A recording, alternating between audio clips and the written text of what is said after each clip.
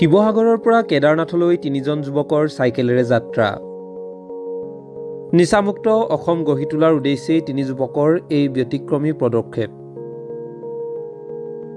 শিৱসাগৰ জিলাৰ হাঁহচৰা লেবাং চাউলকৰা গাঁৱৰ পৰা আজি তিনিজন যুৱকে চাইকেলেৰে যাত্ৰা কৰিছে সুদূৰ কেদাৰনাথলৈ।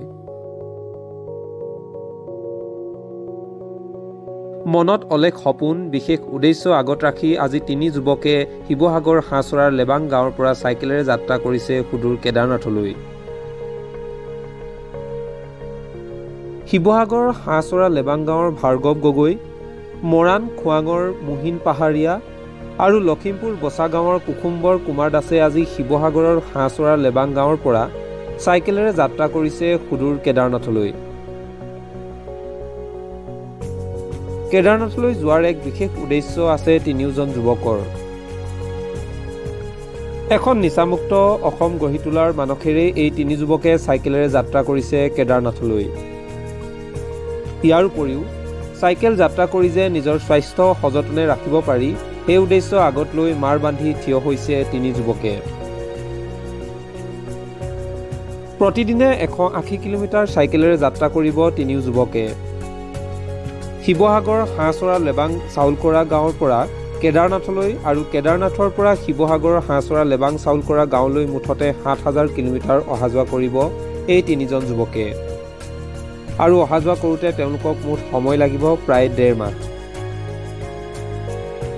সাম্প্ৰতিক সময়ত একাংশ যুৱকে নিচাযুক্ত দ্ৰব্যত মগ্ন হৈ সমাজত বিশৃংখলতা পৰিৱেশ সৃষ্টি কৰাৰ বিপৰীতে এই তিনি যুৱকে মহৎ উদ্দেশ্য আগত লৈ চাইকেলেৰে কেদাৰনাথলৈ আগবাঢ়ি যোৱা কাৰ্যক সকলোৱে প্ৰশংসা কৰা দেখিবলৈ পোৱা গৈছে। অসমৰ সমাজ ব্যৱস্থা সুস্থ হৈ থাকিবলৈ হ'লে গোটেই সমাজখনেই যে নিচামুক্ত হ'ব লাগিব, এই কথা বৰ্তমানৰ নৱপ্ৰজন্মই বুজি উঠিছে।